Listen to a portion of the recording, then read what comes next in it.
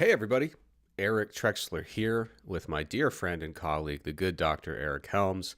This is Iron Culture Live, presented by the Mass Research Review. If you've been following along the last few weeks, then you know we're trying to get in the habit of doing more live episodes on Monday nights. The typical episode now of Iron Culture is actually going to be live on YouTube, streamed at 7 p.m. Eastern Time. If you haven't been following the last few episodes, you're very confused. You don't know what's happening. You are questioning your reality. And ironically, I found myself in the same place earlier today, Helms. I had like one huge task I needed to do for work. And I woke up for some reason like 3 or 4 hours before my alarm and just started working. So I finished this task, which was very tedious. I was working on an IRB document, an ethics document, which is now 230 pages long. So I got that resubmitted, and I basically had this like 3-hour chunk of time I freed up from waking up early. I passed out, took a nap, and honest to God, Helms, when I woke up from the nap, I did not know what day it was. I was so confused. My phone said 4 o'clock, and I normally wake up around 4 a.m., but it was still light outside. So I thought my phone was broken, and I was like refreshing it. And then I was like, wait a minute, let's start with the basics. What day is it? Not the exact date on the calendar. What day of the week? Let's start there. Then we'll get more specific. And eventually I found my way toward reality. So all of that is to say, if you're watching right now and the screen looks different and it's a different night than you're used to for the live presentation, you will find your way back toward reality one way or another. So don't panic. But yeah, thanks for joining us here on Iron Culture, which tonight is a live presentation. If you've been following Mass Office Hours for a long time, then this is basically same thing, different day. We're going to be doing some questions that were submitted in the overnight, kind of like after hours portal. We're going to be doing some live chat questions. One thing I should note, if you're following the live chat and get, again, extremely confused, it's probably because I messed something up. So right now, we already had one comment. If you're viewing on the Mass page, the Mass Research Review YouTube channel, and they're like, how am I watching Iron Culture right now on my cell phone on the Iron Culture YouTube page and watching Mass Research Review on my computer? So we're actually streaming to both channels simultaneously, which means when I type something into the chat, if I'm not extremely careful, it's just going to go to both. So when someone asked that question, I said, "That's science, baby." And I accidentally said it to both chats. So in one of them, there was no context for that whatsoever. It was just me out of nowhere saying, "That's science, baby." So we're going to get a little bit of that as we get used to this. There's new music. Someone just commented in the chat. Absolutely. And frankly, I think the music is I love the old stuff, but I think this is a very big upgrade here. So a lot of moving parts here, but we're really thrilled that you joined us on a Monday evening here.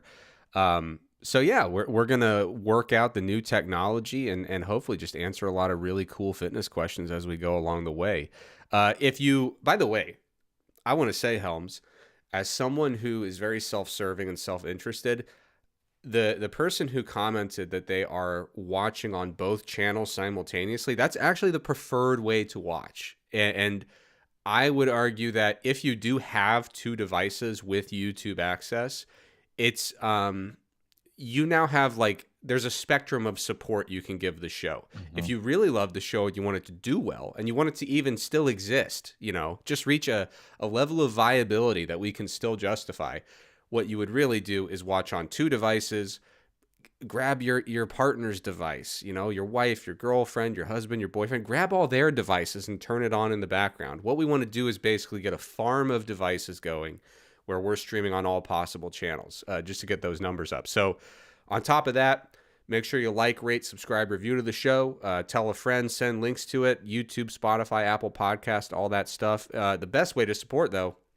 and the best way to literally be part of the show is to join us here live on Monday nights. You can always catch the reruns on your favorite podcast platform on Wednesday, but catch us here live. But if you can't, we understand.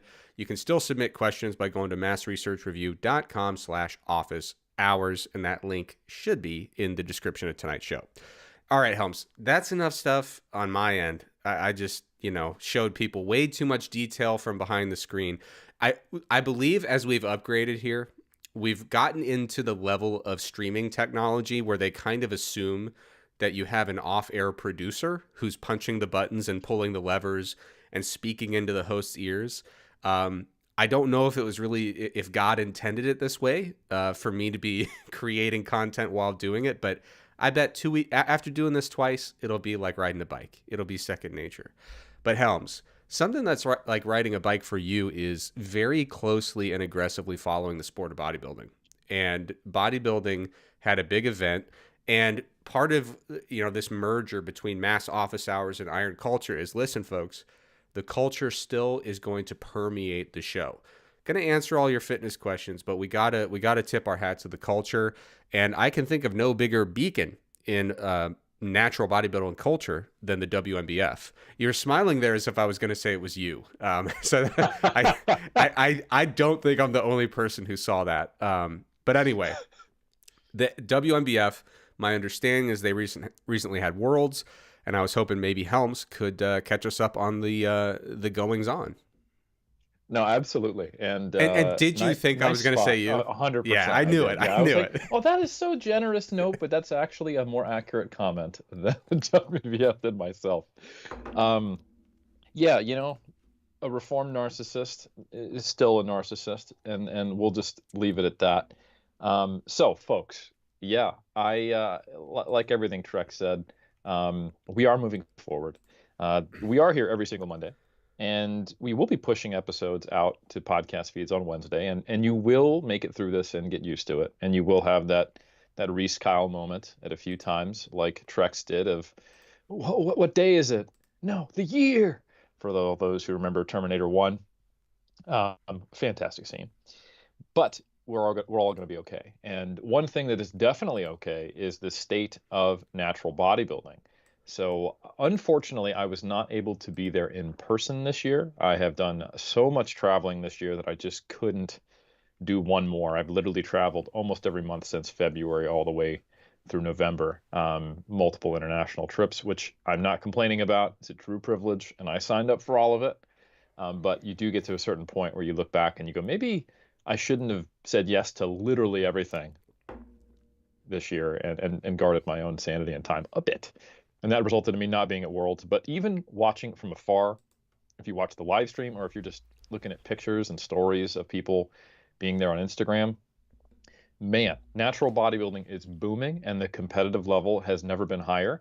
And the crazy thing is I said that last year being there, and talked about how, Benjamin Schuster rocking the world and Brian DaCosta taking the throne, and just the overall between the two of them with Dirk Emmerich. And when you look back at the history of modern bodybuilding, you have eras where you could see the level going up. And it almost seems like there's another era every year right now. Because for those who've been following Iron Culture for a while, we had a bunch of the champs on. We had Dirk Emmerich come on and talk about, his success. We had Natalie Hayes come on. We had Becky Pateman. All these folks who did some really impressive things. For example, Dirk Emmerich, he was able to get his amateur win at Worlds as a bantamweight, right? And then go on to compete. Becky Pateman was winning multiple titles, not just WNBF Worlds, leading up to that. There's rare that someone can win the Natural Olympia and WNBF Worlds in two different classes like she did. Natalie Hayes just taking the women's bodybuilding world by storm. And as good as these people are, here are some things that happened this year. And I mean this with all due respect. Dirk Emmerich placed second in the lightweight this year in the pro division. And we actually had a new champion, Zibin Zhu, the lightweight champion, incredible physique. Another really impressive thing that happened is that Amor Fernandez won the pro women's bodybuilding title. I saw her when I was judging in Spain earlier this year, and she blew my mind. And I said to the other judges, you got to get her to Worlds. You put her in any class besides bikini, and she's going to have a really tough time not winning a world title. And that's exactly what happened. She won the bodybuilding title. And Natalie Hayes is incredible, looked fantastic. She came in third. And in second was Zoe Leeming Watts. So women's bodybuilding is on the rise. Some really, really impressive competitors. The top 5 was just outstanding. Not that the rest weren't, but it was just a really impressive class. Pro fit body champion. And I'm kind of, you know me, like Trex, when we say natural bodybuilding, I really do mean bodybuilding. So I tend to focus on like fit Yeah. body, women's bodybuilding, men's bodybuilding. I'm probably going to piss off the the bikini competitors, the figure competitors, and the men's fitness, men's physique competitors. But hey, it's me. I follow what I It's follow. I not love what I you, love. it's Helms. Exactly. I'm old school. When I started in this sport, there was only men and women's bodybuilding, and figure had literally just come out. Um, but nonetheless, like I said, pro fit body champ, women's bodybuilding champs, incredible. And to me, the most impressive thing was the middleweight division, because this was the return of Babacar Niang, who is arguably up there with Doug Miller as the best natural bodybuilder of all time, potentially, or the best physique. And he did not disappoint. He brought it. For those who don't know, he won 2 WNBF overall world titles. He managed to get a pro card in the IFBB, competing as a classic competitor. Did some time there, and he wanted to come back. I was really pleased to see that the WNBF leadership allowed that to happen, because there was some debate around that, and I think it is absolutely a net win to show the world that a natural can take it that far, what the peak potential is, and then of course to let them then bring that increased fan base back to the sport of natural bodybuilding. So he was in the middleweights, and everyone expected him to just run away with it. But Oscar Moscat, such an impressive physique. He literally looks like a natural Kevin Lavone. The amount of thickness he has in his back and the thickness in his physique, I think that, again, I only saw pictures. I wasn't there, but the battle between Oscar and Babacar was probably tighter than the overall. Just looking at the pictures, I don't know, and I could have seen a justification for it going either way, which is mind blowing.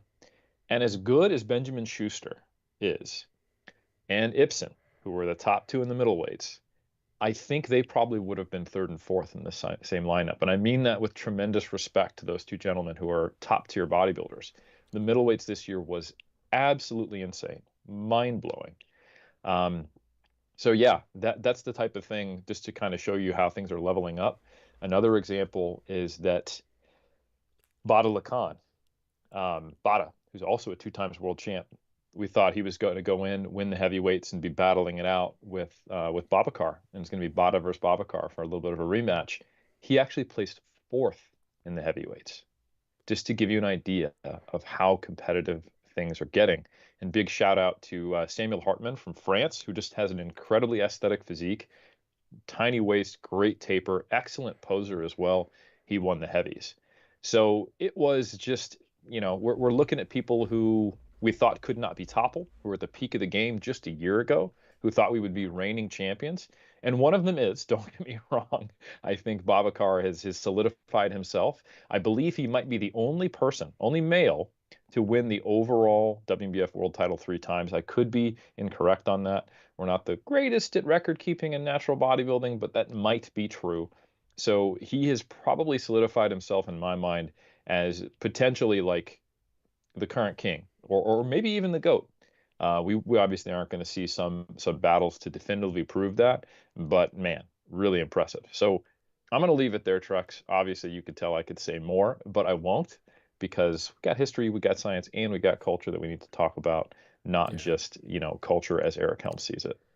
And it's worth noting, in American politics, I think there's some kind of law where certain broadcasting stations have to give equal time to candidates for an upcoming election. And we made a deal behind the scenes that for every second you spend talking about a lifting related sport, I get to talk about college football.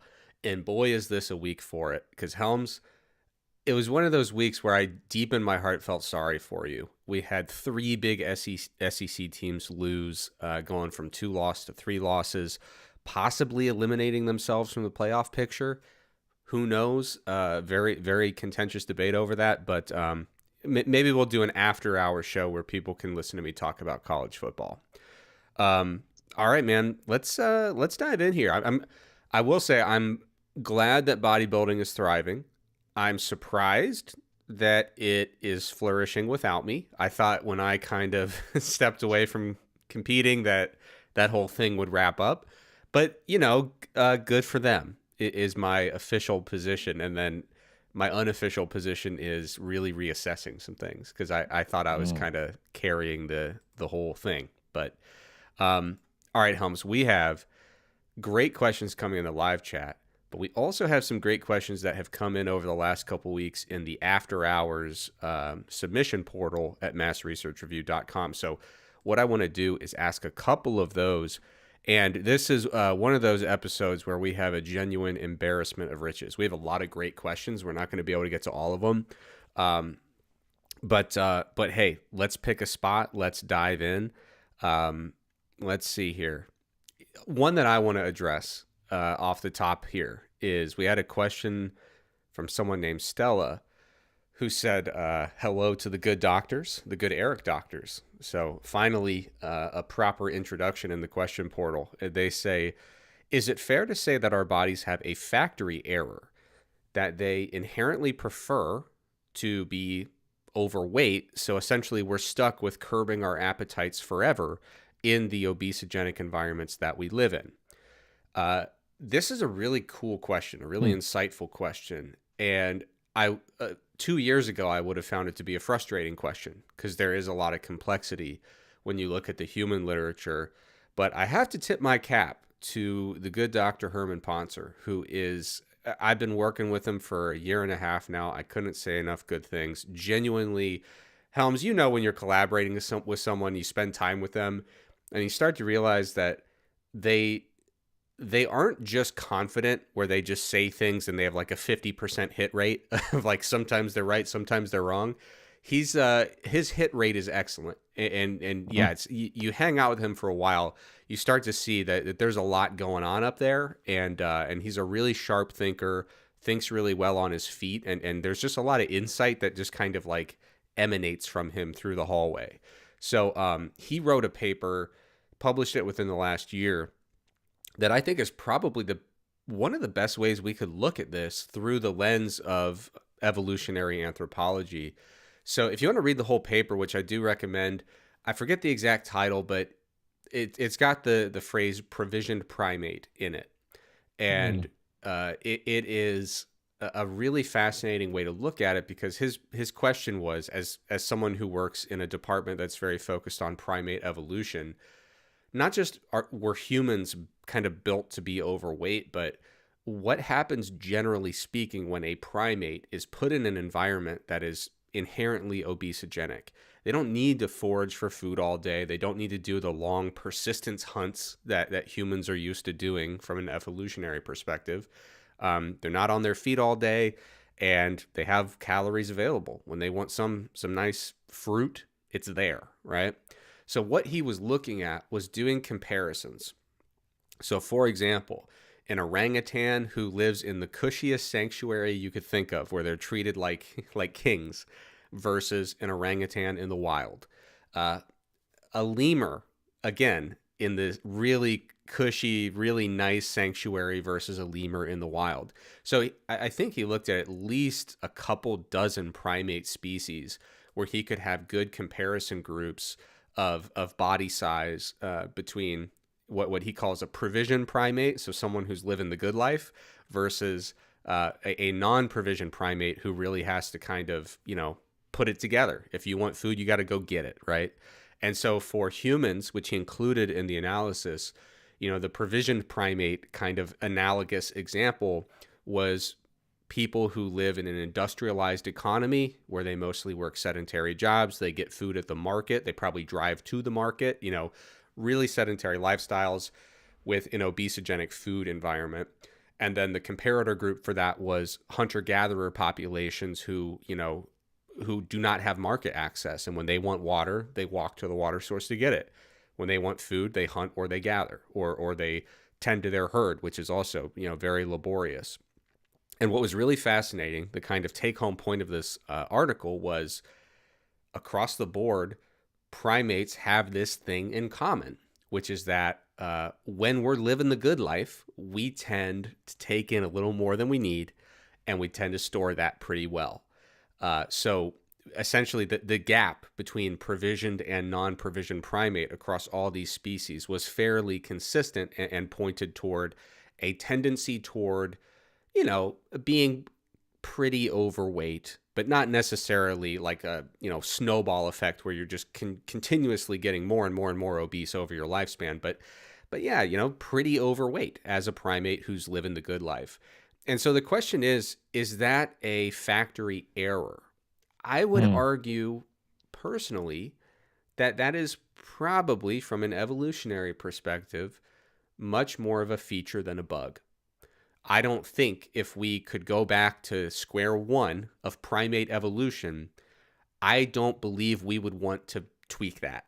I think we want to keep that in there, even acknowledging the modern day challenges that it does present as environments get increasingly obesogenic. I think what currently vexes us as something that has us gravitate toward weight gain throughout the lifespan and ultimately becoming overweight or obese, I think that was a really critical feature rather than a bug that got us to the point where we're sitting here talking into computers and microphones. The primates have quite a story. I don't know if you notice this, but you go deep down in the ocean, they're not even doing television yet, all the aquatic species.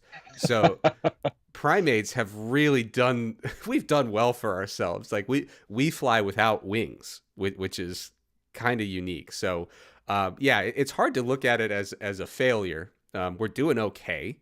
But yeah, it's a really fascinating question. And ultimately, I think it is a feature rather than a bug. And one thing I will also note as a bit of kind of the good news or the bright side is that when we look away from the provision primate samples and look at the non-provision samples, they are not necessarily fighting crippling hunger and lethargy day in and day out. They're actually quite comfortable. It's just that our kind of natural wiring leads us to consume a little more than we need to be comfortable, and then we get into weight loss cycles where we have to possibly, depending on our approach and the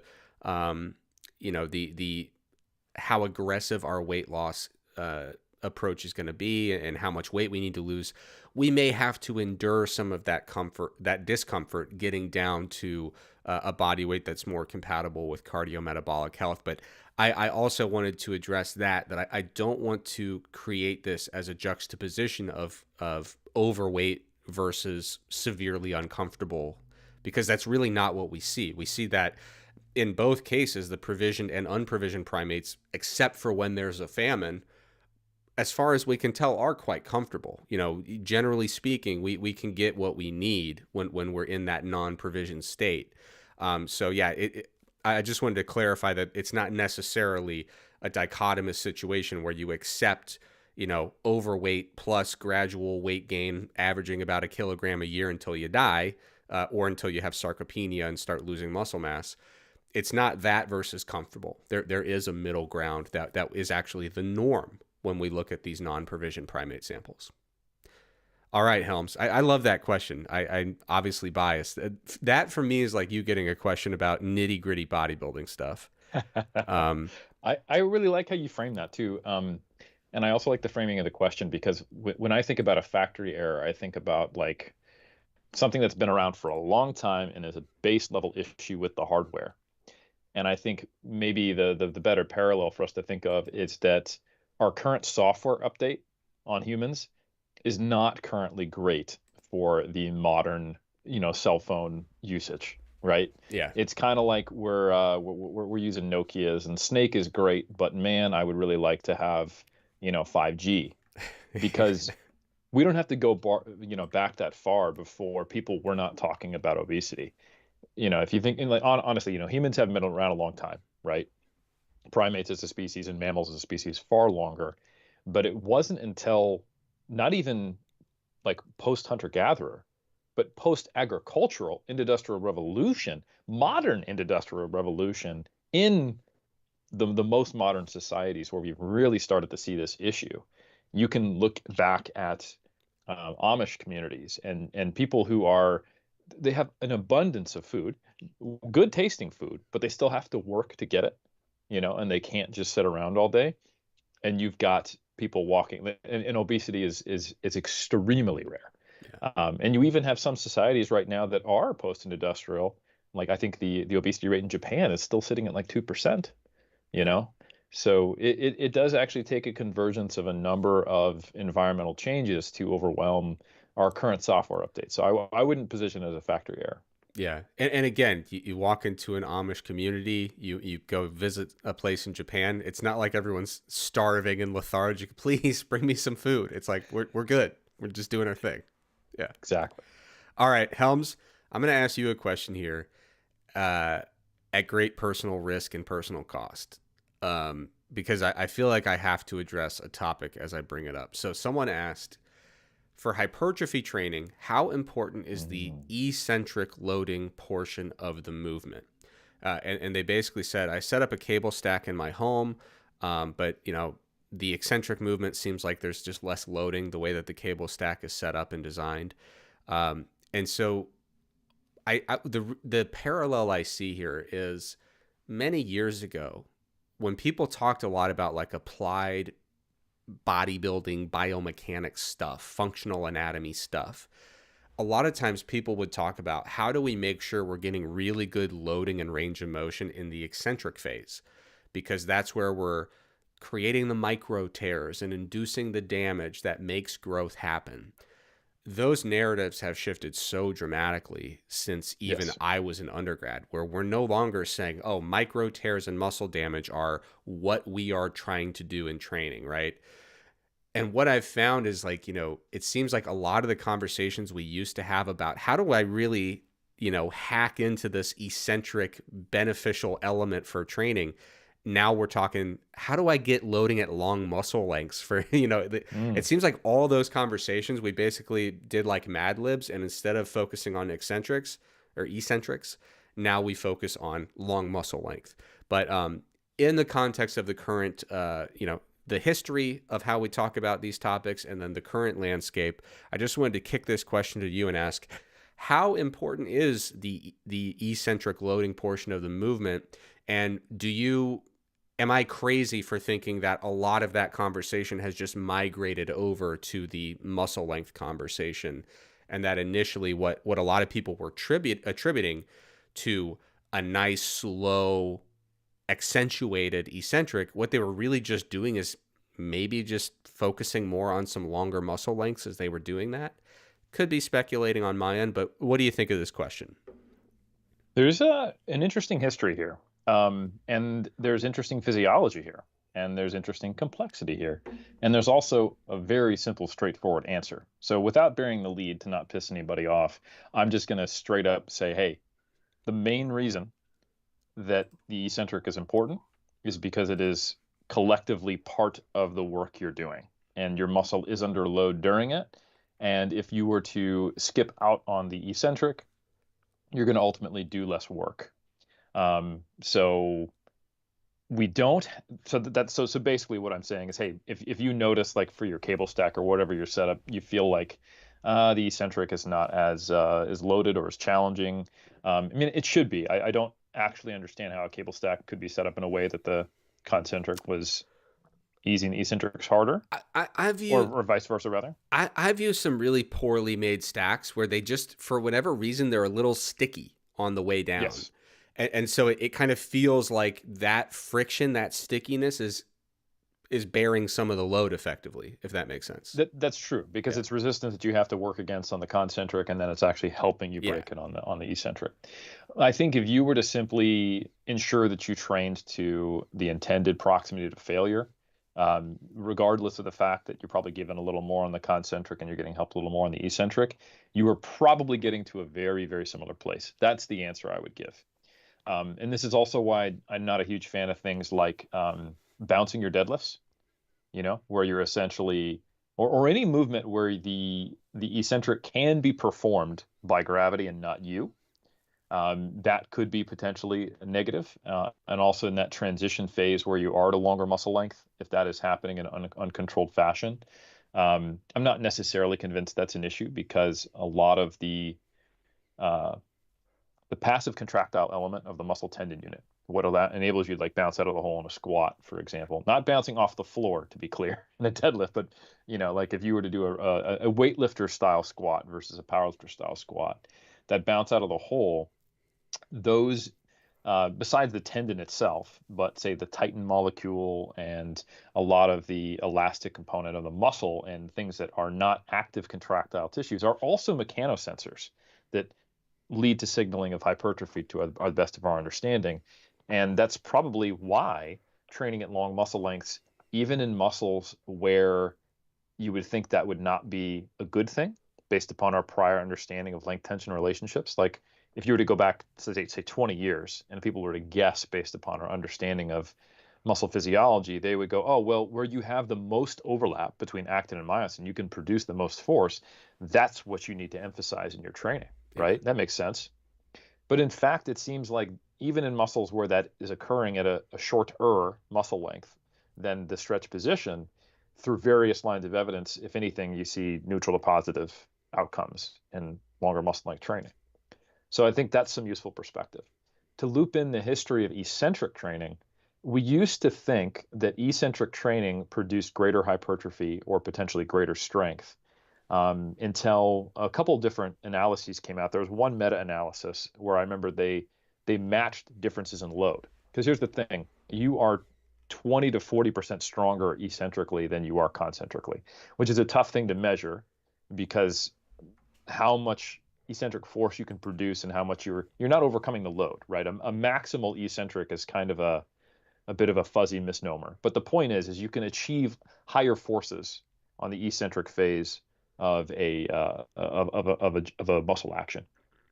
And that could have been what was driving those findings, is that if you do eccentric only training and you compare it to concentric only training, you're generally using higher loads, therefore higher impulses, higher net tensions in the muscle. But once you control for that, then that effect seems to largely go away. And we've had a rash. That sounds like a bad thing. We've had a lot of eccentric training that's been done in recent years.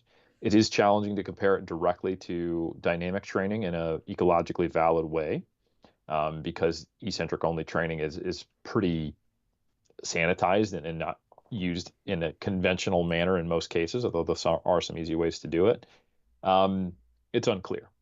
But there are some interesting things that happen during eccentric contraction. So when your muscles are lengthening under load and you're resisting force, there's actually non-uniform lengthening and shortening of different muscle fibers, which is kind of cool. So one of the reasons that's postulated as to why we see greater muscle damage associated with a similar amount of work of eccentric versus concentric is because of this. And the general consensus that we have, and it's by no means definitive, as to what causes muscle damage is a combination of two factors. It's the initial actual structural strain, the whole quote unquote sarcomere popping theory. And the reason why it occurs potentially more in eccentric training is that when you're trying to control a load and you're getting different motor units being activated and you're seeing this non-uniform lengthening, you're going to achieve, even when the actual muscle itself is not necessarily a super long length, you're going to have some fibers that are at much longer lengths where that could be occurring. So that's one of the reasons why eccentric actions are thought to cause more damage, also because you're generating higher forces. And then the other component to that is, or to muscle damage, is the repair process afterwards. So the metabolic process of actually inducing inflammation to repair that and deal with it, and the DOMs you experience, a lot of that, the reason why it's delayed is because, hey, not all of what we experience as quote unquote muscle damage occurs from the actual mechanical strain. There is the metabolic process afterwards and the repair process. So anyway, the focus on the eccentric comes from a number of reasons. One, that simple fact that you can produce more force, and initial analyses that weren't matched for work seem to induce more strength and hypertrophy. And then I would say kind of that three-factor mechanisms classic paper that came out now, believe it, almost 15 years ago by Schoenfeld, where muscle damage is a potential mechanism for hypertrophy, which has been, disputed to some degree, or at least questioned, because it's very difficult to disentangle it. So, okay, if muscle damage is a thing, eccentrics cause more muscle damage. Maybe eccentrics are good for hypertrophy. So all of that is intermixed into this question. And I don't think it's necessarily fully clear. And we don't have enough data, in my opinion, comparing isometric, concentric, eccentric, and dynamic actions to one another in ways that are quote unquote fair comparisons to know their impact on hypertrophy.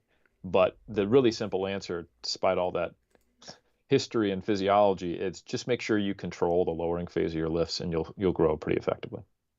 Yeah, and it is interesting that, like, I remember when that paper came out, I believe in 2010, the Schoenfeld paper reviewing mechanisms, and basically there were three proposed mechanisms. And I remember at the time, evidence-based fitness, the world was simpler back then, and a lot of folks, and that's good and bad, right? There's pros and cons to that. A lot of evidence-based fitness folks were kind of like, well, there you have it. We figured it out. We know what causes hypertrophy, and it's in a systematic review now. I think it might have been a narrative review, but narrative review. But everyone was kind of just like, okay, dust our hands off. I'm glad we sorted that out. Let's move forward. And, two of the three were, muscle damage and cell swelling. And, in the years... Metabolic stress. Or metabolic stress, kind of working in cell swelling as part of that. And those have been areas of, like, really, I wouldn't say contentious, but really, we're still kind of in the feeling out phases of those bodies of literature. And to Brad's credit, he did not present them as definitive. But that was definitely the impression I think a lot of people took away from it, through their own lens, is like, okay, cool. Now we know the three things. And there's two of those where we've spent a great deal of time in recent years trying to really unravel, like, well, how critical is this? How much of a driver is it? And that's, as I said to start this chat with no context, that's science, baby. That's how it works. All right, Helms, I got another question that I really want to throw your way, because this feels like your kind of thing. So we had a question in the after hours chat, probably the last one we'll do tonight, then we'll get to the live chat. The question was, or is and was, exercises where I can brace using multiple points seem like it takes much more effort to push to failure. For example, consider a unilateral cable bicep curl facing the cable using my inactive hand to brace. All right, so cable curls facing the cable, unilateral, using a hand just to brace with some leverage.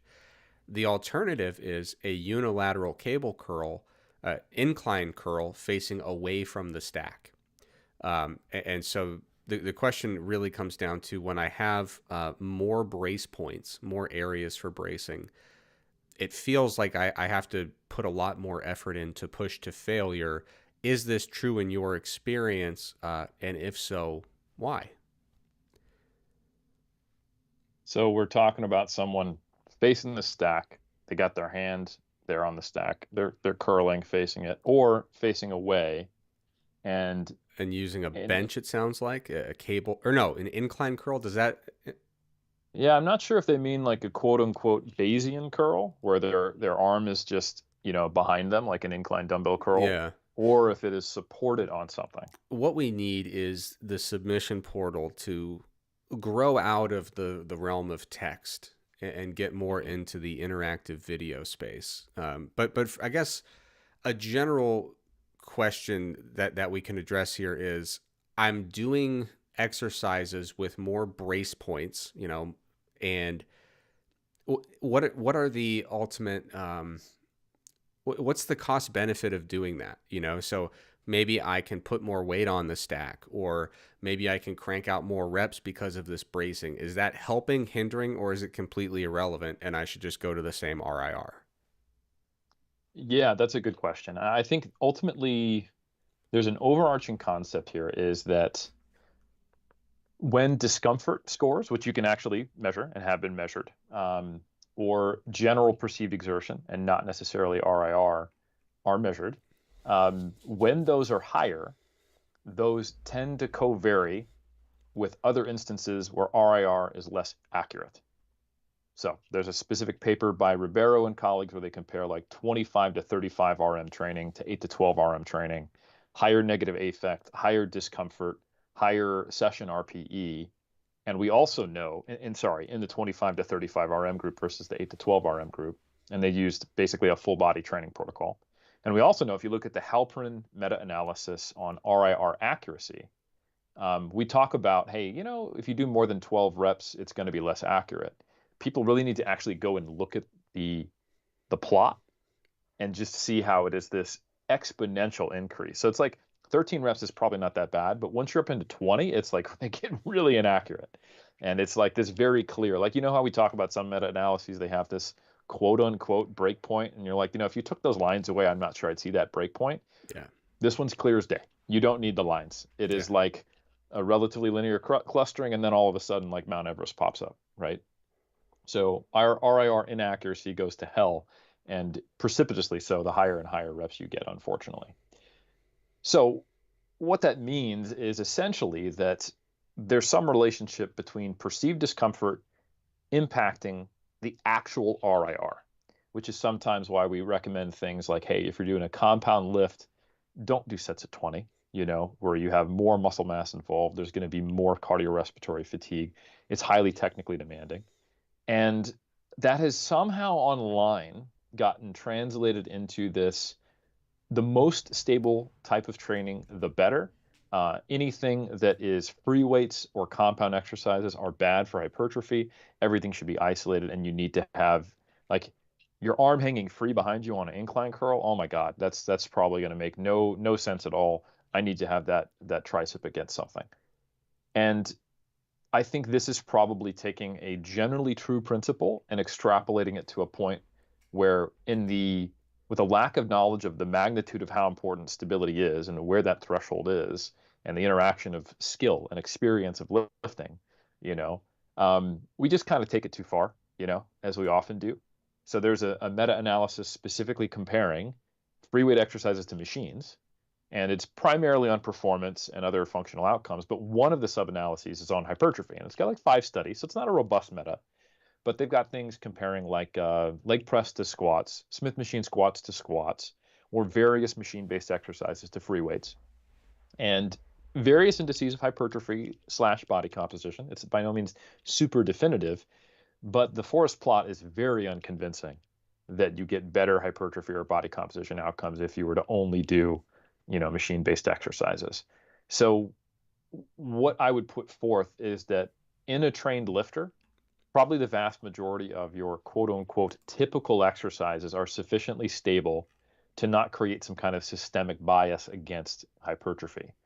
And this relates to the brace points, I think, because if you're doing a movement, it's relatively new. And a lot of people right now in the bodybuilding space are doing a lot of new movements. If you watch the way training has evolved, there's people making fun of training in 2024 versus 1990 because long muscle lengths are a thing, because we're starting to uncover and try out these new concepts. And there's, a lot of just kind of visceral reactions of I'm afraid of change, or this is complicated, it's overcomplicating it, we can just go lift weights. And there's something to be said for that at times. But I think there's also something to be said for just simply understanding that, okay, if the cable is facing straight down, it's doing the same thing as gravity anyway, so maybe I should bring it up and be level with my hands so I get initial resistance. Like that kind of basic stuff is not overcomplicating it, as an example. So if you're doing a new movement and it's requiring you to brace in new ways you haven't done before at multiple points, you're essentially just requiring more mental focus on multiple things. And I think that could be what's at play. And it could be just as simple as that when you are more distracted and trying to focus on multiple things, perceived effort, discomfort, and difficulty can be higher. So I would encourage the question asker to reflect, is this a new movement for me, essentially, or a new variation of the movement? If so, let me give it a full mesocycle. If not, and I've been doing this thing for 6 months and it's really distracting and it feels much harder to push to failure, then you're probably better served at finding something with a similar biomechanical profile, meaning is there a resistance profile such that it challenges you at a long muscle length and it gives you a ability to load it and you enjoy the exercise, if there's an alternative that is not as discomforting and you can push to failure, it's probably a better exercise for you. All right, good stuff. We got another one that's kind of in the same subfield of the fitness world, talking a little bit about like functional anatomy, I guess you'd call it, with and the convergence with exercise selection. But we have a question in the live chat. During compound back exercises, given that the biceps are biarticular, are they shortening at the elbow while lengthening at the shoulder, and therefore not getting a great stimulus for muscle growth? Similar, as the question goes, to the rectus femoris in squat patterns. And so the question concludes with asking, should we count these types of compound back sets as half of a set for biceps when we're making weekly volume, calculations? And the answer is probably yes, you should. But let's talk a little bit about epistemology, which is how do we know what we know?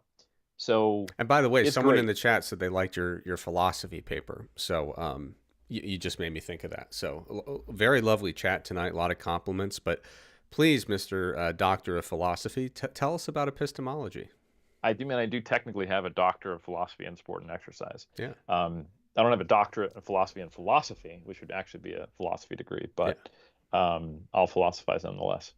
So yeah, there's actually a really good, I think it's really good, it's my own video that I did for Mass on principles of hypertrophy exercise selection. And I start the whole thing not with here's principle 1, but how do we even derive principles? And I discussed how we generally have functional anatomy knowledge that stems from a few different places. We're not at the point where we have like robust meta-analyses of RCTs on hypertrophy, comparing different exercises, but we do have a lot of RCTs or just controlled trials comparing two exercises and actually looking at hypertrophy. And that's ideal because then we don't have to go off of the assumptions of what might come from our other sources of information, which one would be our understanding of anatomy, which largely comes from cadaver-based studies, isolated muscle, and which it's still robust. Don't get me wrong. We've had anatomists since Galen and before that, and we understand the functions of muscle. And we've even advanced our knowledge of the functions of muscle when you just electrically shock a corpse to how does it function in the real world. We have modeling studies, all that good stuff. And then parallel or kind of similar to that, but maybe not quite as good in my opinion, compared to our textbook knowledge of functional anatomy, would be what I call proxy studies, looking at which muscles are on or which muscles are excited through EMG, or what does T2 MRI tell us about what muscle was trained, or acute swelling to know where blood flow is directed right afterwards. These give us hints at what might have been used more in a given exercise, but they don't actually tell us about the big picture longitudinal hypertrophy. So the question coming down to how much are our biceps being used in compound exercises, the functional anatomy knowledge is, they're biarticular. They're weak shoulder flexors, which I would point out. They're primarily, elbow flexors, right? So might that cause a problem when we're doing simultaneous elbow flexion and in shoulder flexion, or actually shoulder extension? And maybe. And the data, if we look at just the RCTs we had a little while ago, generally we don't see large differences when we compare rows versus bicep curls or lat pull downs versus bicep curls, but they're generally lean in favor of bicep curls being better for biceps. When we look at more recent data, the big meta-analysis that came out by Pelland and colleagues, dozens of studies on 1,000+ individuals for hypertrophy, they tried to see what fit the data best, and they didn't just look at biceps. They were looking at triceps, biceps, pec, quads, and even some hamstring hypertrophy studies, and they found that generally the prime mover, when counted as a full set in a given exercise, and secondary muscles, quote unquote, being counted as half sets, better represented the data. So that doesn't mean that literally every single pressing exercise or rowing exercise or pull down exercise produces the same average hypertrophy for biceps and triceps. But when you look at 1,000 people over the course of 12 weeks and averages, that's a better representation, saying, hey, I'm going to count bench press as half a set for my triceps, and my rows and lat pull downs as half a set for biceps. So when you write programs and you think about things conceptually, 100%. But there are such a thing as better isolation exercises for the biceps. There's some bicep curl variations that are better than others. There are some tricep extensions that are better than others. And there are probably some compound movements that seem to produce more hypertrophy for those secondary muscle groups than other compound movements. And those also vary individual to individual. So long answer to a short question, but I think, yes, you can count them as half sets. Don't think that is literally what's going on in the exact number, especially not for you or someone else. But in aggregate, big picture, that's the best way we have to count things conceptually for groups. All right, good stuff. Now we have a question here. I'm not sure how to interpret it. There's exactly two ways to interpret it from my view, and it's easy enough to answer both, I think. So the question is, what would be the primary muscles to hypertrophy entirely for the conventional deadlift? And my interpretation is, if I wanted to focus on hypertrophy in a way that will carry over to my conventional deadlift, what muscles would I try to grow? The other interpretation would be, if I do a whole bunch of conventional deadlifting, which muscles am I really effectively promoting growth for? So I'll take a crack at it, and you can go ahead and correct me, fill in the gaps, etc. When I think of the conventional deadlift, which is my native deadlift, it is the one I preferred before injuries became part of my life and before I had any other constraints. It was the strongest for me. It felt very comfortable. And by the way, I should acknowledge, I don't think deadlifting had anything to do with the injuries I eventually would experience. So I want to get ahead of that before I get hate mail. But, for me, when I was really hitting my deadlifts hard and noticing what muscle groups were very noticeably growing, for me, it was glutes and everything up through my upper middle back. Traps were looking huge, middle back. So for me, as someone who I went through, frankly, you'd have to call it a conventional deadlifting phase. It was like the only thing I wanted to do. I was just spamming deadlifts in my programming, and it was a lot of fun. But those are the muscle groups that, to me, were just really standing out as, frankly, growing like a weed.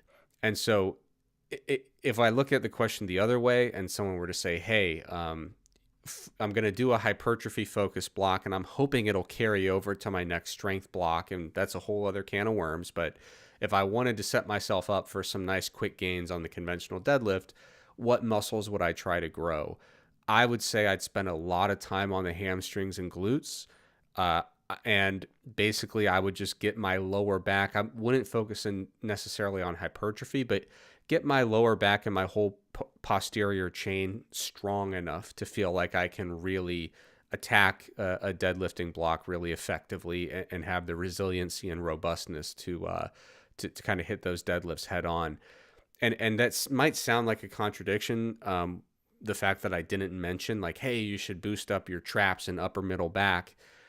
Those, from my experience, tend to just fill in without being a rate limiting factor of my personal deadlift. For me, I never was like, I would have finished that repetition if I just had stronger traps, right? For me, it was always, am I getting over that classic sticking point with the conventional deadlift, which tends to be a little bit lower, closer to the ground than you see with sumo deadlift. Or am I inverting that? It's been a while. I've been dealing with chronic nerve pain. I haven't lifted bars off grounds for a while. Yeah, I think usually sumo folks, they often struggle with the lockout, right? And a lot of times with conventional, you get kind of stuck mid-shin. It depends. So sumo, typically, if you're more and more and more upright and you are a shorter, wide stance sumo deadlifter, if you break the floor, it'll probably go. Yeah. I say that being a complete exception to that. Yeah. Someone who pulls a little bit round back explosively, and I'm tall, and I sumo deadlift off the floor where it's very hard at lockout. But conventional's also hard at lockout for me. Yeah. But so either way, if we were speaking generalities, sumo is harder off the floor. Conventional's harder halfway through. Okay, yeah. But yeah, so for me, when I would hit that kind of standard classical sticking point in the conventional deadlift, which for me, I was totally in the norm there. It was kind of that like mid shin, haven't gotten above the knee yet kind of spot. Um, it was never for, not having strong enough traps or upper middle back was never the limiting factor for me. So I would just let those fill in, and inevitably, in my experience, they will if they're ever gonna grow.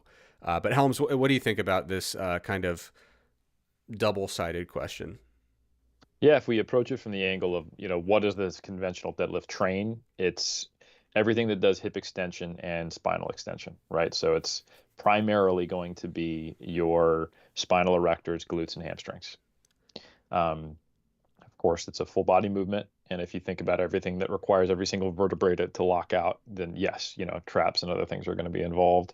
You have to brace very hard. There's a ton going on. And also, depending upon your limb lengths and position, there may be a fair amount of quadricep going on, right?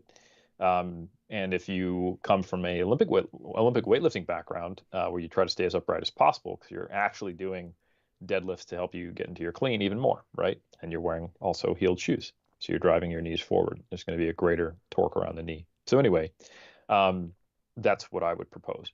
As far as what should I try to hypertrophy to get better at deadlifts long term, this is an interesting question because it kind of goes back to our eccentric conversation.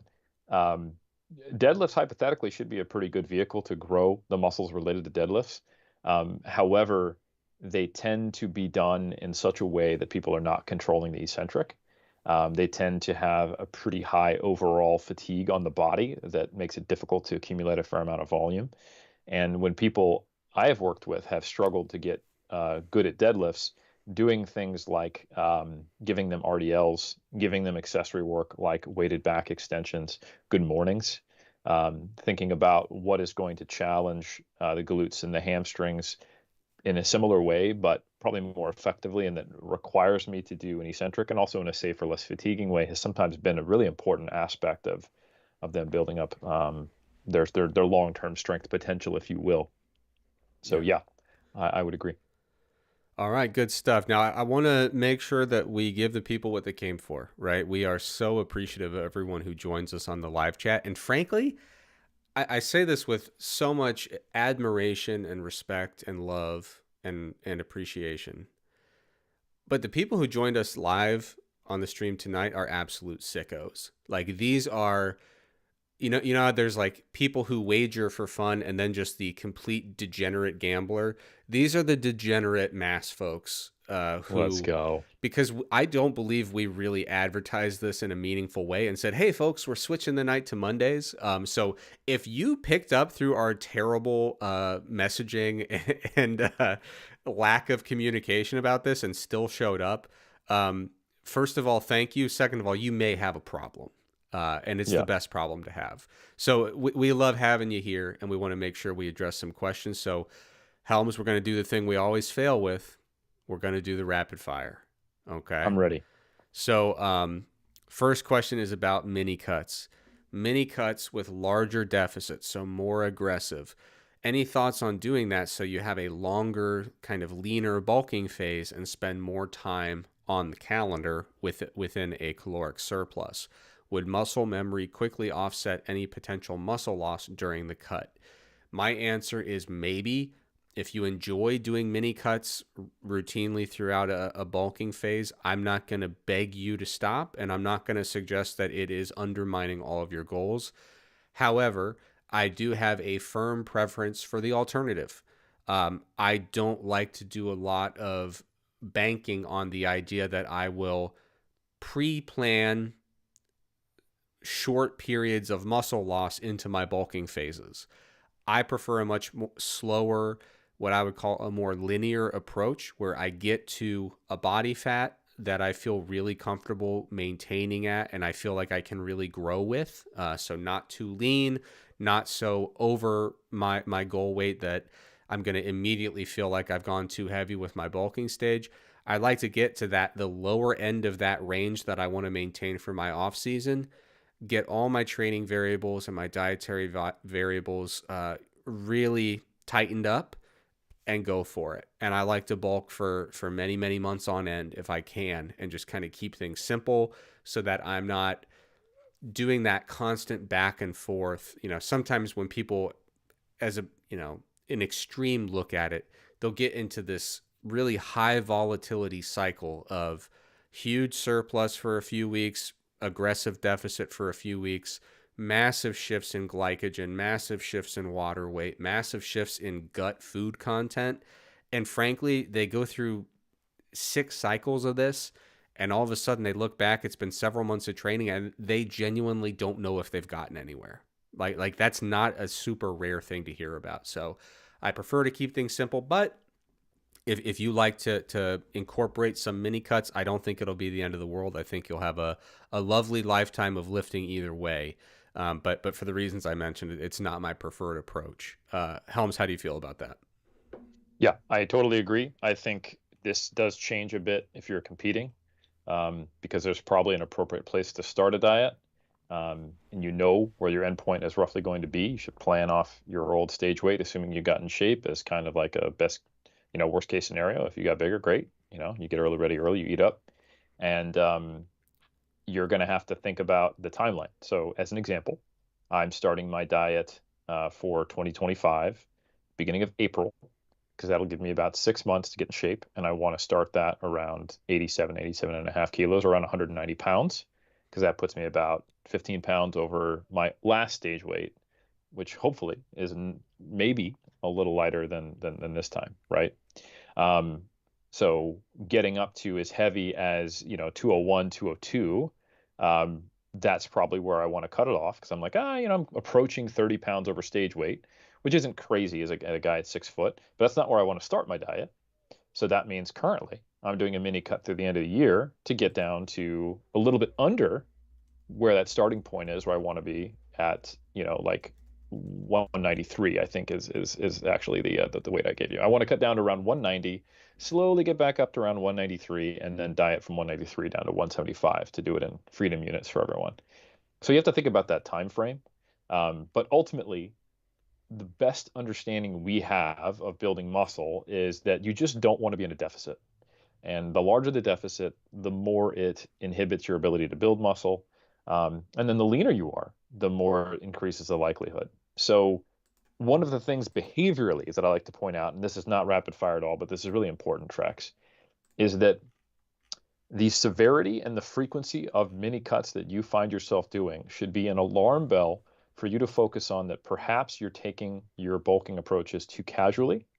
You're just kind of going, sweet, I don't need to think about it. I'm just going to eat and have fun and live life, which is a very, very, very, very, very understandable thing to do. And I would love to live life that way and just kind of have it be sport supportive. But it probably indicates that you don't necessarily have nutrition habits in place or competence that is supportive of your goals, if it is to put on as much muscle as possible. And you're actually short-circuiting yourself because you're in much larger of a surplus than you could possibly benefit from, prompting these mini cuts. And then you're forcing yourself into these larger deficits because you want to get that done and back into a reasonable body fat and then do it again. And if we look at the data on binge eating disorder, or tendencies even towards those types of symptoms, the more you restrict, the more it predicts binge eating. So people who then go through this phase of pretty extreme mini cutting, they come out of it hungry. And it sets them up for exactly what you were describing as that cycle. I also find that you learn very little from extreme mini cuts that are essentially protein modified fasts, right? You do that as no applicability to your eating habits. And then you go back to just eating whatever, and it is this cycle. So it's two potential issues that are both sides of the same coin. You don't really have a lot of nutritional competency to do anything except for just overcompensate on your diet. Like, I know how to eat protein and veggies. I haven't actually thought about how do I make some food swaps, maintain the same eating structure, go about my day-to-day life and drop calories by 600, 700, and then just get my step count up a little bit. Boom. 1,000-calorie deficit, still a relatively aggressive mini cut, but you're not just going right broccoli and chicken for 4 weeks. And then when you go back into it, your bulking phase, it looks totally different again. And I think the goal of what you want is to have more qualitative similarities, even if the quantitative differences are pretty big, in your off-season versus mini cut versus even for a competitor, your contest prep phases, because that's really what's going to give you that behavioral control long term so you don't find yourself in this cycle. Yeah, good stuff. And you and I have both gotten so much more interested in eating behavior over the years. I feel like back around 2012, I was like, whatever, I want to focus on the macros and that's all I want to think about. And over time, you start to realize like we need to move away from the trees and start looking at the forest a little bit. So if you're listening and you're not all bought in on the hype surrounding a more comprehensive and holistic view at eating behaviors, I would encourage you make that transition when you're ready. But if you can, make it sooner rather than later, because there's a lot more to nutrition than hitting 3 numbers on a daily basis, to the best of your knowledge. All right, quick question here. Benching, 3 sets of 8, 2 reps in reserve for each of those 3 sets. First set, I'm getting 10 reps. Second one, I'm getting 6 reps. Third set, I have to lower the weight because I'm not going to get anywhere near 8. Is that expected? Is there a better way? Do you think it's as simple as just we either need to build up endurance through training stimulus, or we need to increase rest period between sets, or do you think there's something else going on here?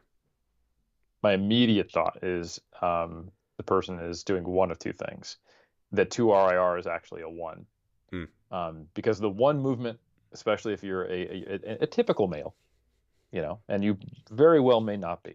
You may not be male. You may not be typical. You may be neither. But having been in the gym, in the lab a long time, you see different, in RPE-based studies, I see very different 1 RIRs on bench press versus squat. I've even seen some people miss a bench press, call it a 1 RIR, and say they misgrooved, and then have clearly 3 left on the squat from 5 minutes prior in the same person and call it a 1 RIR. So that's my best. I just want to say I have had clients in the past who it's like my training spreadsheets I would send out would be very comprehensive. So I would have a clear understanding of what happened and why.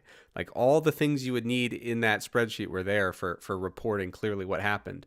And I would find these sets of bench press that it's like target reps 8, actual reps 6. So you failed too shy of the target. RPE or RIR, I think I had 2 left in me. And then I probe and say, what happened here? They're like, I mean, technically I reached failure, but like, come on. I clearly had 2 left in me. And I'm like, no, you didn't. You didn't misgroove it. You just failed. And for some reason you're telling me you had 2 left in the tank. And I'm not mad at you, but we should probably talk about that if we're going to do RIR. They want to believe. Yeah. And I love it. So I think the most likely thing is you're just not resting long enough. That's my immediate thought. Yeah. And you probably just want to see what happens if you actually clock your rest times. Because sometimes you'll be like, oh, I thought I was resting 2 minutes. I actually rested 1 minute and 10 seconds, And then if it is 2 minutes, try 2.5 minutes and just see what happens. You may just be cutting it a little short for you. So yeah, I would check those 2 things. First, just try resting 30 seconds longer than you currently are. See if you get another rep. If that happens, then you know what the culprit is. Yeah. And then from there, maybe videotape it and see if that's really a 2 RIR. Another way to do it is take your last set, think about when you hit that 2 RIR, and then keep going. If you get 2 more, great. If you get 3 more, oh, actually you weren't off at all. You're underestimating a little bit. But if you only get 1 more, then you know it's actually a combination of problems. Yeah. All right, we had a question from me in here. Apparently, there was recently a case study on a Tour de France athlete who expended 7,500 calories per day, and they're asking if I have any comments on it. I'd be happy to provide some. If you want to send me an email, massresearchreview@gmail.com. If you want to send me a copy of that paper, I'd be happy to take a look at it. One thing I do want to get ahead of is I have noticed some situations where it's mostly well-intentioned. People have heard me say like that there's this kind of soft ceiling, soft limit of energy expenditure at 2.5 times an individual's basal metabolic rate. sometimes people will find a case study or an instance where they say, well, this person was at 3.1. Please help me understand this and resolve it for me. Much more rarely, you'll get a situation where someone says, I told you that you don't know anything about the world. Here's a person at 3.1, which is over 2.5, my calculations tell me. What's really important to understand about that physiological ceiling is that it corresponds to, the best way to describe it is by looking at a picture. There's a really great article by Thurber and colleagues in 2019 that plots this kind of curvilinear line that shows metabolic scope on the y-axis, and critically, extremely critically, on the x-axis is time. How consistently, day after day after day, are you trying to maintain this super high energy expenditure? When we say 2.5 appears to be kind of like a ceiling or a limit, what we're talking about is where does that curvilinear line essentially reach a flat asymptote? And what that really looks like is that if you adopt a certain amount of physical activity, a really high amount, and you try to maintain it for the next 9 months, day after day after day, or, you know, throw a couple rest days in there per week as you see fit, but you get the idea. It is exceedingly unlikely, and to my knowledge, still has not been observed that you can maintain meaningfully higher than 2.5 times your basal metabolic rate consistently in the long term, which I would categorize as 9 months and beyond. So sometimes just to kind of get ahead of that without seeing the paper, that's something that's really important to note. And usually when I explain that to people where there's some confusion, we look at it and we say, oh, they did it for 3 weeks. And it's, you know, and what I really like to do out of pure interest, because I don't care if that theory fails, because it's not mine. It's not the Trexler curve. I don't care. I have nothing writing on it. I find it fascinating. What I like to do is say, okay, well, let's see how long this activity was, and let's see where it falls on that Thurber plot. Is it above the curve or under the curve? So far, it's always been under the curve or close enough to the curve that you'd say, okay, you know, for a case study, measurement error, variation from person to person, I'm not really going to rewrite theory on this, right? Where it's like just a touch above the line. But that's kind of some context, but please do send that, because there's 2 papers in that general vicinity that I've been meaning to read. One of them I was unable to download because it was like too early. It was like my university, you know, like universities have very particular pathways to access papers from certain journals, and sometimes they're just hard to get when they're fresh off the presses. So I was like too early and I couldn't get it yet, but I should have access now. But always easier if you just send it to me and then I can read it and let you know what I think. And I appreciate, by the way, people who bring these to my attention. It's really cool. Helms, question here about latent or delayed hypertrophy. And the question is, you're deep in a cut and you don't immediately make gains from the training that you're doing. Could this make it easier as you kind of make your initial gains in a subsequent bulking phase? Now, this is something that has been covered in the Mass Research Review, I believe, once, and it was a few years ago. I think the paper was published in 2018. So this was a while ago. I'm not sure that we've revisited since. And the reason I bring up that paper is because it was looking at a very different view of what we would call latent or delayed hypertrophy. It was basically like, we're going to give you a very effective short-term training stimulus. Then we're going to have you not train for a little bit. And we're going to see in a fairly short time window if it looks like gains are kind of continuing from that recent training stimulus in conditions that are conducive for muscle growth. And I think if memory serves, what they found was that whole muscle size wasn't really continuing to get bigger, but cross-sectional area of the muscle fibers at the fiber level seemed to be kind of having some kind of delayed growth response. Now, an important question there is, man, muscle fiber, when you look at hypertrophy on the fiber level, I'm not knocking it broadly, but I can think of more than a few cases in the literature of really anomalous findings for fiber level hypertrophy that are hard to make sense of. And I'm sure Lauren could come on here and tell us exactly why that is. But I mean, the reality is humans are a mixed muscle species. Not every fiber in a particular muscle group is exactly uniform in terms of size and characteristics. And every time we pull muscle fibers out to assess their area, we're sampling a little chunk of fibers from a given spot in a muscle. So there is some variation and variability that tends to be observed, even though theoretically you would think that's without a doubt the most straightforward and best way to possibly look at hypertrophy, because it's literally the growth of fibers, right? But we can't track the growth of one fiber over time, right? True. We're looking at kind of a little grab of fibers here, a grab of fibers there. Do we feel like things are generally getting larger?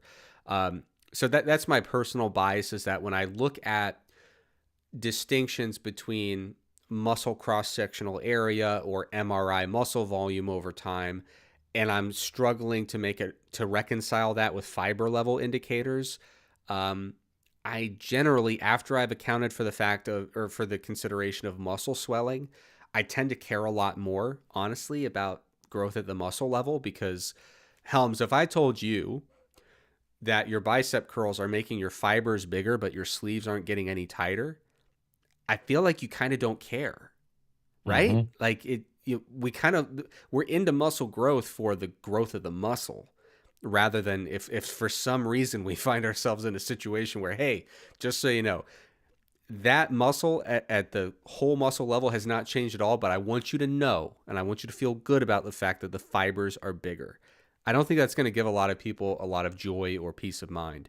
But anyway, like I was getting at initially, that paper, that paradigm is extremely different from saying, I'm in a cut, I'm in these kind of this constrained environment with these parameters that are really not conducive of muscle growth, but I'm still training in a way that hopefully will cause growth. Is it possible I can keep that in the bank, and once I start eating more again, I'm going to be tapping into those gains? I find that to be considerably more unlikely, and probably not directly related to the best evidence we have on this concept of latent or delayed hypertrophy. Now, Helms, this is an area where I spend none of my day thinking. I wouldn't be shocked if you completely disagreed, and I won't be upset. So what do you think? I think this is a really interesting question, Yeah, I agree because, on that. yeah, I think we have to acknowledge that the body has, in multiple organ systems, the ability to respond to things out of sync of the time course. And that serves very clear evolutionary, benefits, right? The whole concept of muscle memory is intertwined with that. And I have seen some very interesting things in my years as a personal trainer and as a as in the bodybuilding scene, where, for example, one kind of cool thing I've seen multiple times is someone who has been chronically dieted and got into competitive bodybuilding early, and they finally give themselves an off season, and they see a kind of growth that is disassociated with the acute training program. And it seems to be like I know a guy who almost seemed to have a second puberty with finally eating again. And it's just kind of interesting you might be doing the work, the signaling, and creating the scenario where your body's going, yeah, I really do need to clearly, 'cause it keeps happening, right? And we're shrinking, we're getting unhealthy. I've got reds up the wazoo for this person, and I need to adapt to this. As soon as they give me food, it would probably be beneficial if I could make them more robust to this next time. And that seems to be what you observe sometimes. And the study that you were referring to in mass is one by Bjornson, and it is a really unique one because it's untrained individuals, and they did high frequency, low load blood flow restricted training to failure. So if I recall correctly, they were doing like 2-a-days or daily blood flow restriction training to failure, being untrained.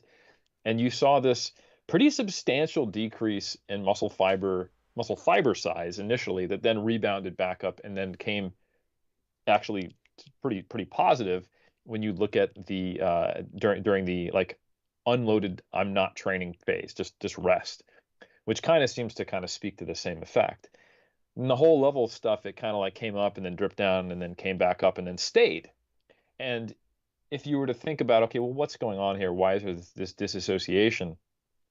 If you're training so hard like that you're actually seeing atrophy, what that means is you're creating a tremendous amount of damage and you're actually like causing fiber necrosis. So the level of inflammation that these people are experiencing is going to potentially show up at the whole muscle level, but not in the muscle fiber hypertrophy assessment.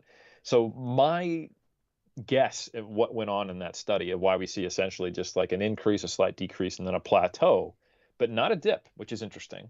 You know, after that second block of training of BFR, they just kind of maintained, is that you're seeing the interplay between inflammation and growth, and that you can maybe perhaps see a better picture of that growth with all the limitations you mentioned aside when looking at the fiber level cross-sectional area where type 1 and type 2 like decreased and then came up and then peaked after a period of time not training. And I think the key piece here is that these are untrained individuals. Yeah. And when we look at other data, kind of looking at this in a different way, there's the DeMoss study that got a lot of attention, where you saw that muscle protein synthesis rates were not strongly correlated with hypertrophy until they quote unquote corrected for the damage, right? And that makes sense. Like, you know, if muscle regeneration, when we're looking at gross muscle protein synthesis measures, looks the same, and that's muscle protein synthesis, right? Muscle regeneration looks the same as hypertrophy. It would make sense that before we start trying to build, you know, new muscle, we would need to take care of all the damaged tissue. And again, that was initially untrained people in DeMoss. So I think the untrained aspect makes it seem like it's less ecologically valid towards the question, but I think it creates an environment where we're seeing people who can have a robust adaptive response to a stimulus. And when it is initially too much and overwhelming, that's not a good thing to be like, oh, no, sorry, too much, couldn't adapt to it. You know, like if we think about evolutionary biology, everything's going great, famine. Everything's going great, war. Like we need to be able to deal with that. And the humans who can't aren't going to be alive. Yeah. Right. So in my mind, I would postulate, based upon no direct evidence whatsoever, that there are going to be morphological adaptations broadly, including hypertrophy, in response to a stimulus that you can't currently adapt as effectively to. But there's probably some limit to that. It's probably not as effective as if you could actually meet the demands now. And I think that's really neat, but I don't have any way to quantify that or give you effect sizes on that or anything to that nature. Yeah, I agree. And the two kind of caveats I was going to mention, one of them you brought up already, which is that I'm very on board with the concept that this likely exists for the reasons you laid out, but there's got to be a window, right? We can't just say like, hey, come on, I trained really hard 6 years ago. I'm finally eating again. Like I deserve some gains here. Like there's got to be a time window where whatever signaling and morphological and signaling related changes you induced are they've just been lost to time, right? So who knows how long that window is, but I personally, I'd say we're talking measured in weeks, probably not days, probably not months, in my opinion. I think I would agree because this is where it's useful to look at another area of research, and that's overreaching and overtraining syndrome research. Yeah. For the record, we maybe have one study I've been able to find on where true overtraining syndrome occurred in pure resistance trained athletes. Yeah. And just for the record, that means longer than multiple months of suppressed performance that even when you rest does not come back up to baseline. It goes no higher than that or remains suppressed. Functional overreaching is where it's not that long. It's less than months that you've had suppressed performance. You restore recovery, you take time off or you do a deload or whatever, and then you improve performance. And then non-functional is basically just short-term overtraining. It comes back to baseline, doesn't go above. So the difference between functional and non-functional overreaching, which both have been observed, is just how much of a hole did you dig, right? And if you dig a bigger hole, if we think, oh, you're just going to get this unlimited delayed compensation, there would be no non-functional overreaching. But what really happens is that you dig such a hole where you're experiencing so much fatigue that you go for a long enough period where you can't actually induce overload. Your fitness is so acutely suppressed from fatigue that you can't do enough volume, lift heavy enough, focus, or if we think about it, the more common arena where overtraining is observed, endurance sport, concurrent training, team sport athletes, right? You're just not going to be able to get to a pace that even maintains your current level of fitness. So your fitness is actually coming down, and then you have to take time off. So your fitness doesn't come back up, it even goes down further. And then when you come back, your body's doing the best it can, but it seems to be insufficient to get you even back to where you were. So that's one of those reasons why some of the suppositions we have about, oh, you've got to super compensate and you've got to, overreach to be, more effective. You will rarely hear Eric Helms say the word super compensate in a non-critical way, because I think it provides this misnomer. It's almost this belief that I have to induce enough fatigue so that I need to super compensate. And I don't know that that's necessarily true. We don't actually have solid data that functional overreaching for all aspects of fitness, or even for a few, produces better outcomes than just really, really hard training that you can recover from in a shorter time period. Yeah.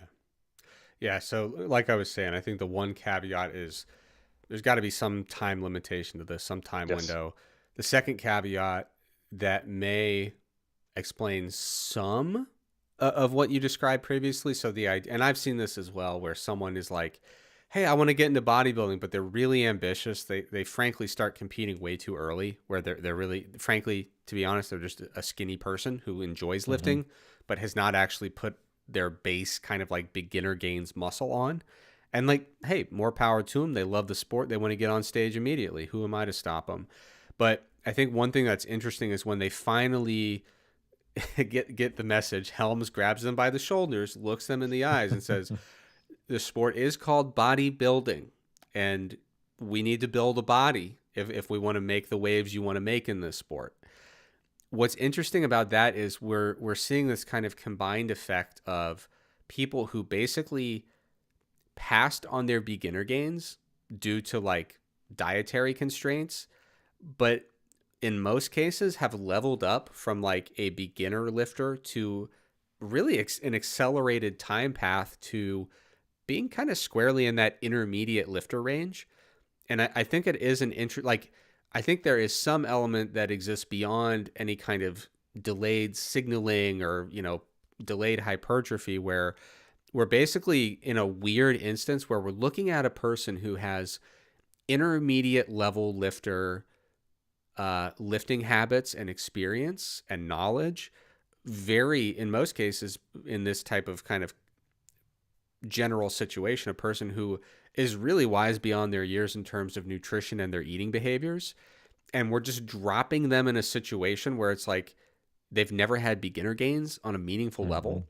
And so I think some of those things also play into that situation where you say, dude, if we just get you to take what you've already learned in the gym, what you already learned about eating, and we just get you to focus on lifting hard and eating enough for 6 months, you are going to look like a different human being, So there's a lot that goes into that in terms of knowledge, behavior, habits, and really suppressing growth that should have been happening all along, but just didn't get the opportunity from that extreme dietary restriction. So yeah, practically speaking, that sure looks like delayed hypertrophy, but again, I'm not sure how far back in the memory bank we can go from a physiological level. You just start, when I took a class in really great class here at UNC's nutrition department. It was their nutritional biochemistry, but there was so much talk about different types of cell signaling and different signaling pathways and kind of the time course of different methods and mechanisms of cellular communication.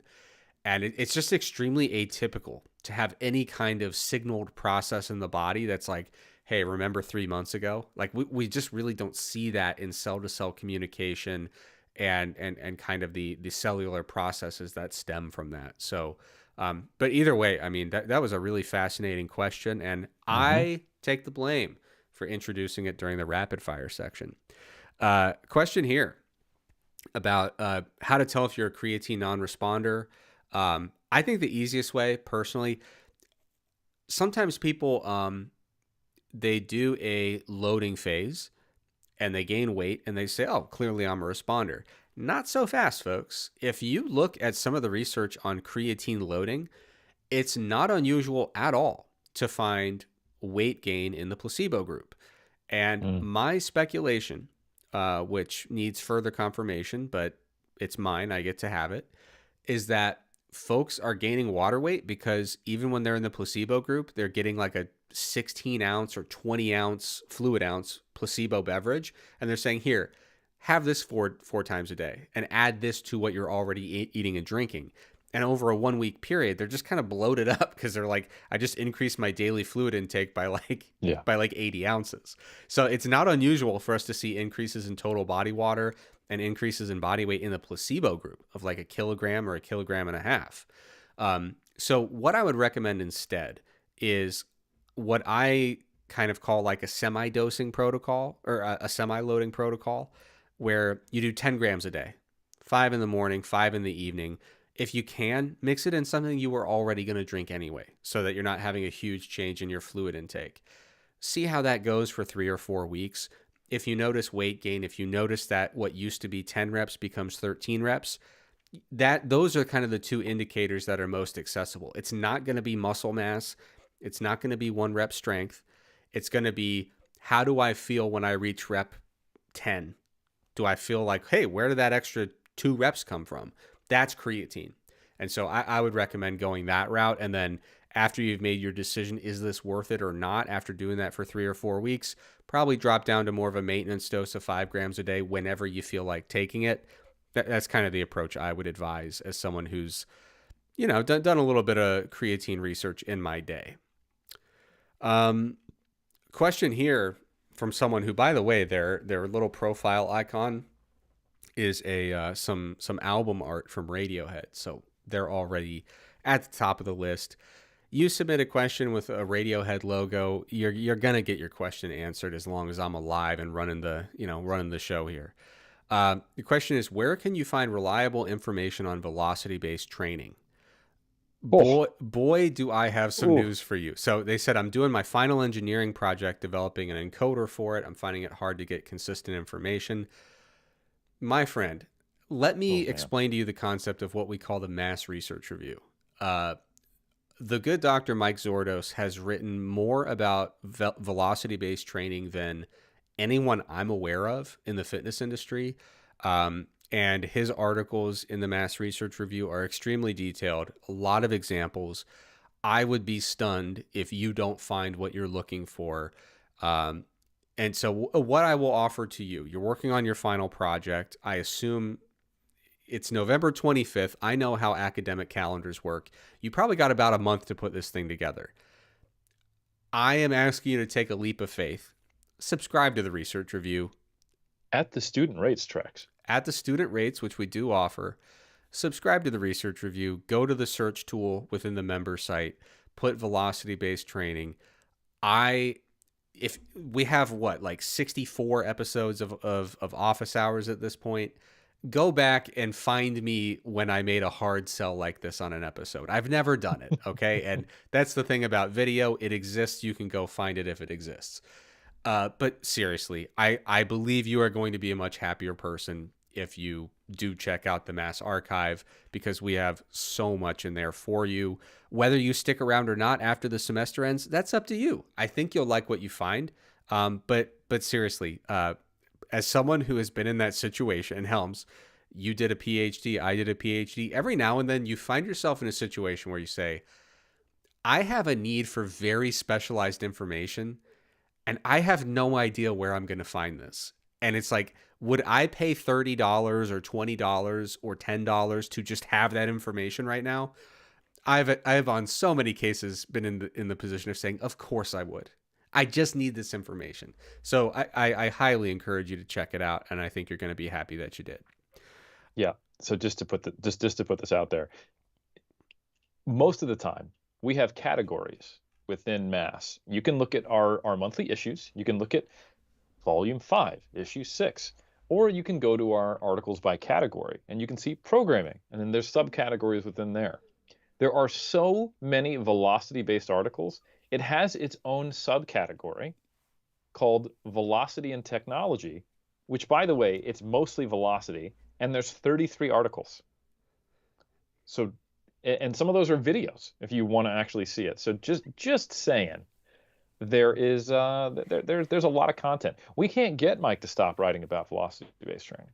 Yeah, we try. He won't stop. His velocity is just over. We can't overcome it. no, we can't. And the person who asked that question mentioned that they're from Argentina, and they did the Argentina laugh in the chat. So instead of HAHA, it's JAJA, which I think is awesome.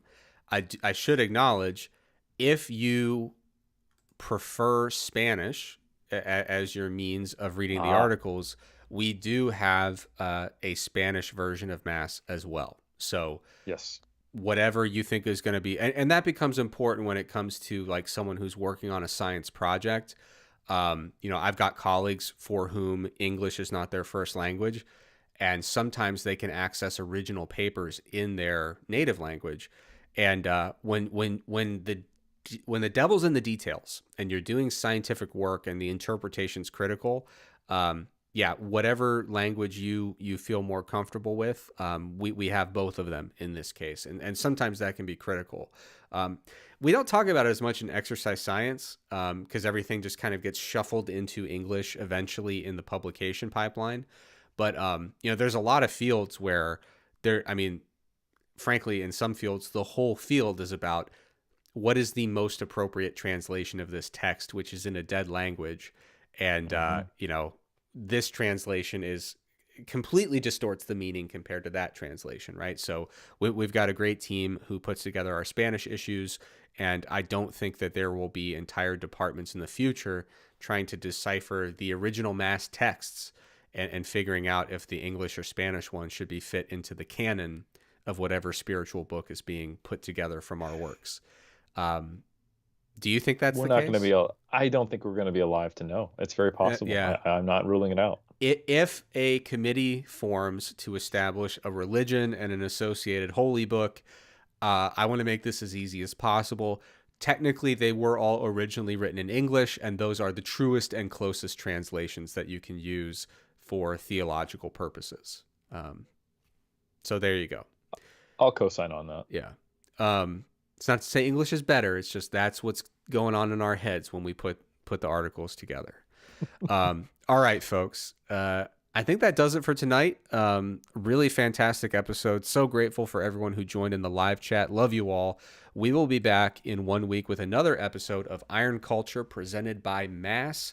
Helms, I believe you're going to be back with me live 1 week from now. Is that right? Yeah, I would actually have to look at the host schedule, but I will say this. We do have some pre-recorded episodes coming up. The last one we released actually on a Monday just to ease that transition, but they are going to be coming out on Wednesdays moving forward. And We've got some philosophy, we've got some history coming up. And I think we have a few more of the SNA Sigma Nutrition crossovers. I got one more of those left. We got a lot going on, and of course, the holidays are coming up: Thanksgiving, Hanukkah, right. Christmas, the whole deal. And so there's gonna be a mixture of live episodes, pre-recorded episodes, etc. But my commitment to you, as the person who pulls all the levers and controls everything, we will be giving you something on YouTube by Monday, 7 p.m. Eastern time, and stuff is going to hit the podcast feed Wednesday at some point. Possibly late, because that is kind of a quick turnaround for a person who has 11 full-time jobs at the moment. But yeah, we will see you in exactly 1 week, and hopefully we'll be doing it live, and we'll see you in the live chat so we can answer some of your questions. So everyone have a wonderful week. If you happen to be in the United States and you happen to be celebrating Thanksgiving, enjoy it. Personally, it's my favorite holiday, Helms, because I'm a simple man. I like two things. I like football, and I love a good feast. So I'm going to be doing both, and it's going to be glorious. I know that they don't do any of that stuff across the world in New Zealand, but where I'm from, we do football and just unrestricted gluttony for a 24-hour window, and I can't wait. Well, I'll be mini cutting, and I will maybe focus on a distant third aspect of Thanksgiving that I like, is just taking some time to reflect and see what I'm grateful for. So I would normally earmark a little time window for that, but usually what I do is football. Maybe the game doesn't go the way I like. Then I eat past the point of discomfort. And by the end of the day, I'm like, I feel terrible. I'm angry. I've gotten in 7 political arguments around the dinner table, and none of them really made me feel good about myself. So it's just hard to squeeze that in, But to each their own. Yeah, well, outside of the wonderful nation of the United States of America, I'll be skipping on the football and the political disagreements to therefore not feel terrible and then not be gluttonous and just focusing on gratitude. But I will definitely look to what I've heard is claimed the best nation in the world by a lot of very confident people who've never left their nation, and consider that as a potential way forward. All right. Sounds good. Well, everyone have a great week, and we will be back in 7 days.